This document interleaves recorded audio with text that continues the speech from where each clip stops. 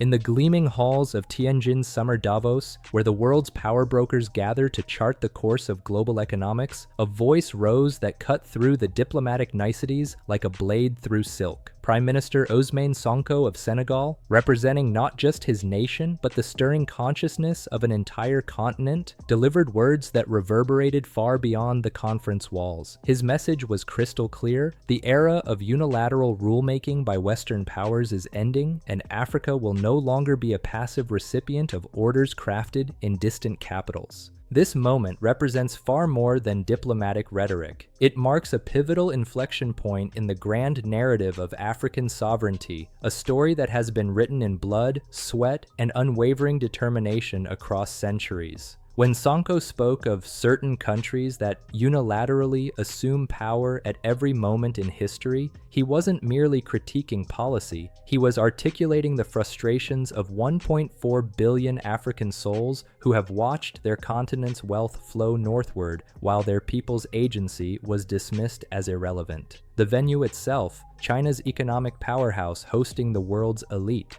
provides perfect symbolism for this shifting paradigm. Here was an African leader in the heart of the Global South's rising economic giant, calling for a fundamental restructuring of international order, not as a supplicant seeking crumbs from the master's table, but as a representative of a continent that has awakened to its own power and refuses to be silenced any longer. Sonko's words carry the weight of generations. They echo the defiant spirits of Patrice Lumumba, who dared to speak truth to Belgian power, of Thomas Sankara, who transformed Burkina Faso into a beacon of self-reliance, of Kwame Nkrumah, who envisioned a united Africa free from colonial shackles. These were leaders who understood that true sovereignty isn't granted, it's seized by those courageous enough to claim their rightful place in the world order. To understand the profound significance of Sonko's declaration, we must first traverse the complex landscape of Africa's relationship with international power structures. The continent's modern struggle for sovereignty didn't begin with independence movements of the 1960s. It stretches back to the very moment European powers carved up Africa at the Berlin Conference of 1884-85, a gathering where African voices were notably absent while their fate was being decided. For over a century, Africa has been subjected to what scholars aptly term the rules-based international order, a system where the rules were written by colonial powers and their successors, designed to perpetuate extraction and dependency. These weren't abstract principles of justice or equity, they were carefully crafted mechanisms to ensure that African resources would continue flowing to Western coffers, while African agency remained constrained within narrow, predetermined channels.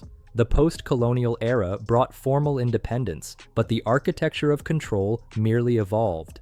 The Bretton Woods institutions, the World Bank and International Monetary Fund, became the new instruments of influence, wielding structural adjustment programs like economic whips to enforce compliance. African nations found themselves trapped in a labyrinth of conditional aid, debt restructuring, and imposed governance models that prioritized Western interests over African needs. Consider the tragic fate of leaders who dared to challenge this system. Patrice Lumumba's vision of a truly independent Congo, rich with cobalt and copper, was snuffed out within months of independence. Thomas Sankara's revolutionary transformation of Burkina Faso, achieving food self-sufficiency, women's rights, and environmental restoration, ended with his assassination when his anti-imperialist stance became too threatening to Western interests. These weren't isolated incidents, they were systematic responses to African leaders who refused to play by rules designed to keep them subservient. The Cold War period saw Africa become a chessboard for superpower competition, with proxy conflicts devastating nations like Angola, Mozambique, and Somalia.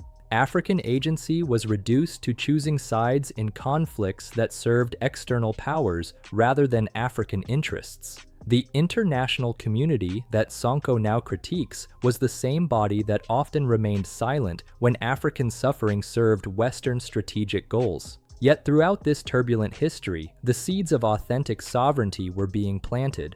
The Organization of African Unity, founded in 1963, represented early attempts at continental self-determination. The non-aligned movement offered African nations an alternative to Cold War binaries. Liberation movements across the continent, from the ANC in South Africa to Frelimo in Mozambique, demonstrated that African people would never stop fighting for genuine independence. The post-Cold War era brought new challenges wrapped in the language of democracy and human rights. While these principles are inherently valuable, their selective application by Western powers, supporting dictators who served Western interests while condemning those who didn't, revealed the hypocrisy Sonko now boldly exposes. The international community that demanded good governance from African leaders remained conspicuously silent about Western corporations looting African resources or Western governments supporting compliant autocrats. Sonko's critique of countries that unilaterally assume power at every moment in history strikes at the heart of contemporary global governance. This isn't merely about trade tariffs or economic policies, it's about the fundamental architecture of international relations that has systematically marginalized African voices while amplifying Western preferences as universal truths.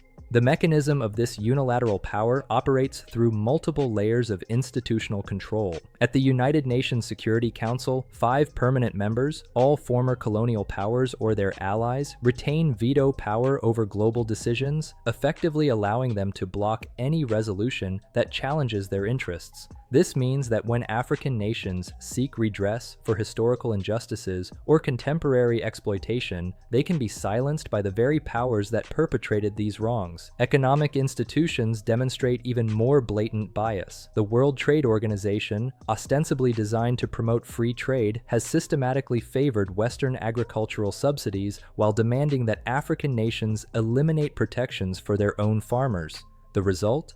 African farmers, who once fed their communities, now compete against heavily subsidized Western products, driving rural populations into poverty and urban slums. The contemporary manifestation of this unilateral power is particularly insidious because it operates under the rhetoric of universalism. When Western nations impose sanctions, they claim to act on behalf of the international community. When they intervene militarily, they invoke humanitarian concerns. When they restructure African economies, they speak of development assistance. This linguistic sleight of hand transforms what are essentially acts of imperial control into moral imperatives. Sonko's observation about powerful countries wanting to break away from these rules when the world shifts toward balance is particularly astute.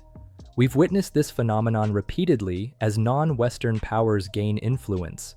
When China's Belt and Road Initiative began offering African nations infrastructure development without the onerous conditions imposed by Western institutions, suddenly there was great concern about debt trap diplomacy, a term rarely applied to decades of Western-imposed structural adjustment programs that achieved far more devastating results. The tariff wars Sonko references represent another dimension of this unilateral power. When Western nations imposed high tariffs on African exports, this was justified as necessary for protecting standards. But when African nations sought to impose tariffs to protect their own industries, they were condemned for protectionism and threatened with aid cuts. The rules, it seems, apply differently depending on who's making them. This system has created what economists term policy space asymmetry. Western nations retain full sovereignty over their economic policies, while African nations must submit their policies for approval by international financial institutions. African governments cannot implement capital controls, industrial policies, or trade protections without risking punishment from Western-dominated institutions, while Western nations freely employ these same tools when they serve their interests. The intelligence apparatus of this unilateral power extends beyond economics into information warfare. Western media outlets, think tanks, and academic institutions have created a narrative ecosystem that systematically portrays African initiatives as corrupt, inefficient, or dangerous while presenting Western interventions as benevolent and necessary. This soft power dimension ensures that even when African leaders speak truth to power, their words are filtered through interpretative frameworks that delegitimize their concerns. Sonko's analysis becomes even more profound when we consider the environmental dimension. Climate change, largely caused by Western industrialization, disproportionately affects African nations. Yet the international community expects African nations to bear the costs of mitigation, while Western nations continue to emit carbon at levels that would be considered criminal if applied to African nations. The Green Climate Fund, supposedly designed to help developing nations adapt to climate change, has delivered a fraction of promised resources while maintaining Western control over how these funds are deployed. The technological dimension of unilateral power is equally troubling. Western nations freely employ surveillance technologies, cybersecurity measures, and digital controls. But when African nations seek to develop their own technological capabilities, they face restrictions on technology transfer, export controls, and accusations of authoritarianism. The same Western governments that conduct mass surveillance of their own citizens express concern about African digital sovereignty initiatives. When Sonko praises the initiatives emerging from the Global South, particularly within BRICS, he's not merely endorsing an alternative power bloc. He's celebrating the emergence of a multipolar world order that creates space for authentic African agency. This represents a fundamental shift from the binary choices that have long constrained African foreign policy. The BRICS framework, Brazil, Russia, India, China, and South Africa, offers African nations something unprecedented: genuine alternatives to Western-dominated institutions. The new development bank provides infrastructure financing without the governance conditionalities imposed by Western institutions. The BRICS payment system offers alternatives to Western-controlled financial networks that have been weaponized through sanctions regimes. But the significance extends beyond mere institutional alternatives. BRICS represents a philosophical challenge to the notion that Western models of development, governance, and international relations are universal imperatives. Within BRICS, African nations can engage as equals rather than as junior partners, requiring guidance from supposedly more advanced societies. Consider the contrast in development approaches. Western development aid typically comes with elaborate conditions about governance, human rights, and economic policies, conditions that often reflect Western priorities rather than African needs. Chinese infrastructure investment, while not without its own complications, generally focuses on tangible outcomes: roads, railways, ports, and power plants that directly improve African lives. This isn't about choosing between competing imperialisms, it's about African nations finally having options that allow them to negotiate from positions of strength rather than desperation. The expansion of BRICS to include additional nations, with several African countries expressing interest, signals a fundamental realignment of global power. This isn't merely about creating a new hegemony to replace Western dominance. It's about establishing a truly multipolar world where African voices carry weight proportional to the continent's size, resources, and population. Sonko's emphasis on multilateralism reveals sophisticated strategic thinking. Rather than replacing Western domination with Chinese or Russian hegemony, he envisions a world where multiple centers of power check and balance each other, creating space for smaller nations to pursue their own interests. This approach reflects the wisdom of traditional African diplomacy, which often emphasized balance and consensus building rather than dominance and submission. The economic implications are staggering. BRICS nations collectively represent over 40% of global population and 25% of global GDP. As this bloc deepens integration and develops alternative financial systems, African nations gain access to markets, capital, and technology that don't require submission to Western political agendas. This economic autonomy translates directly into political sovereignty. The cultural dimension of BRICS engagement also matters profoundly. Unlike Western institutions that often demand cultural homogenization as the price of participation, BRICS celebrates diversity and respects different models of social organization. African nations can maintain their cultural values, governance traditions, and social priorities while engaging in global commerce and diplomacy. Sonko's position reflects broader trends across West Africa, where a new generation of leaders is challenging the foundations of neo-colonial control. The recent military transitions in Mali, Burkina Faso, and Niger, whatever their internal complexities, represent popular rejection of governance models that prioritized Western interests over African needs. These movements, supported by significant portions of their populations, demonstrate that African people are no longer willing to accept leaders who serve as intermediaries for external powers. The regional implications of Senegal's stance are particularly significant given the country's historical role as a cornerstone of French influence in West Africa. For decades, Senegal was viewed as a model of French-style democracy and economic integration. Sonko's critique of unilateral Western power represents a fundamental shift in this relationship, one that could inspire similar transformations across Francophone Africa. The African Continental Free Trade Area, AFCFTA, provides the institutional framework for translating this sovereignty rhetoric into economic reality. As African nations reduce their dependence on trade with former colonial powers and increase intra-African commerce, they gain the economic foundation necessary for political independence. The AFCFTA represents the largest free trade area by number of participating countries since the formation of the World Trade Organization, potentially creating a market of 1.3 billion people with a combined GDP of $3.4 trillion.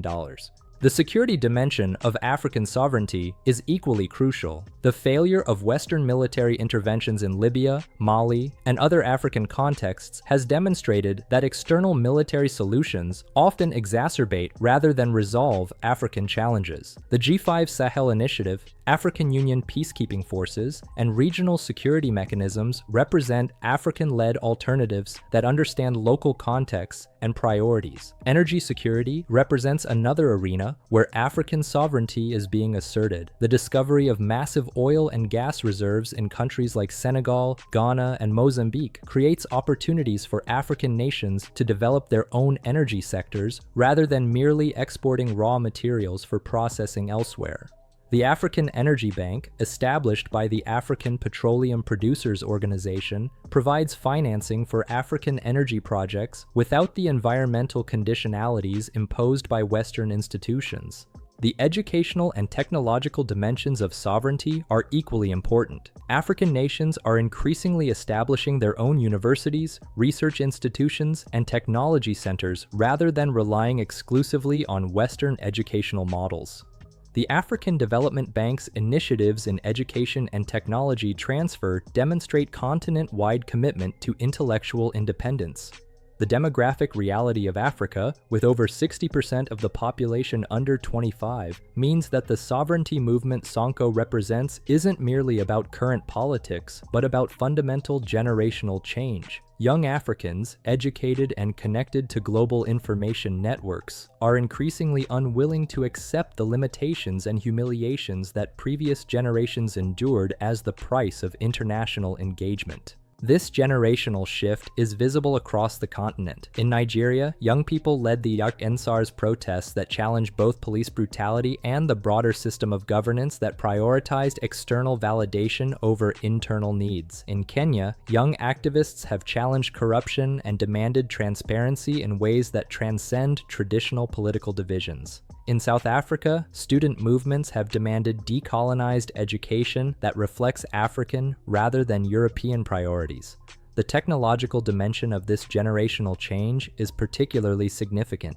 Young Africans are creating digital platforms, financial technologies, and communication networks that bypass traditional Western-controlled systems. The success of M-Pesa in Kenya, the growth of Nollywood in Nigeria, and the emergence of African-owned telecommunications companies represent bottom-up sovereignty movements that complement top-down political initiatives. Social media has become a powerful tool for Pan-African consciousness raising. Young Africans across the continent share information, coordinate responses to challenges, and build solidarity networks that transcend colonial-era boundaries. This digital Pan-Africanism creates the foundation for the political Pan-Africanism that leaders like Sonko are now articulating at the highest levels. The climate activism emerging from young Africans also embodies sovereignty principles. Rather than simply accepting Western narratives about environmental responsibility, young African activists are demanding that the primary polluters take responsibility for climate change, while African nations retain the right to develop their own economies. This represents a sophisticated understanding of environmental justice that refuses to accept African poverty as the price of global environmental protection.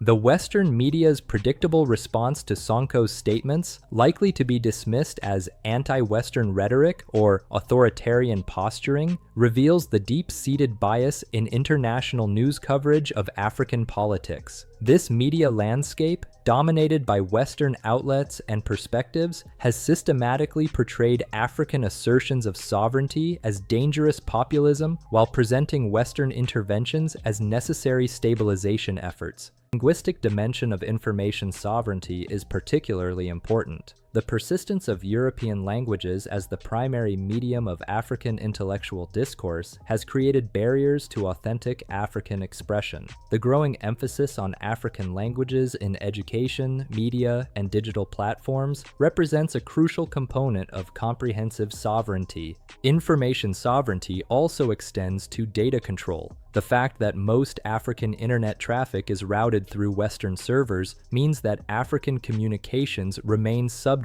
to Western surveillance and control. The development of African data centers, undersea cables, and satellite communications represents technological sovereignty that complements political independence. The economic analysis underlying Sonko's critique reveals the fundamental unsustainability of current extraction relationships.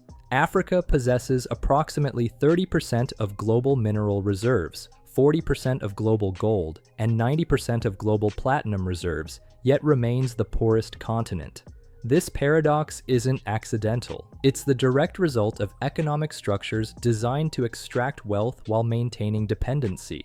The transformation of these relationships requires more than rhetoric. It demands concrete policies that maximize African value addition. The success of Botswana's diamond industry, which moved from raw diamond exports to domestic cutting and polishing, demonstrates the potential for resource-rich African nations to capture more value from their natural endowments. The financial dimension of sovereignty is equally crucial. The continued dominance of Western currencies in African trade means that African nations must earn foreign exchange to trade with each other. An absurd situation that the proposed African Continental Free Trade Area seeks to address through continental payment systems and eventually a continental currency. The debt question represents another dimension of economic sovereignty. African nations currently spend more on debt service than on health and education combined, with much of this debt dating to loans contracted by previous governments for projects that often served Western rather than African interests. The growing movement for debt cancellation or restructuring represents a necessary step toward fiscal sovereignty. The sovereignty movement that Sonko represents extends far beyond politics and economics into the realm of culture and identity. The global success of African cultural exports, from Afrobeats music to Nollywood films to African fashion, demonstrates the continent's soft power potential when African creators are free to express authentic African experiences rather than catering to Western expectations.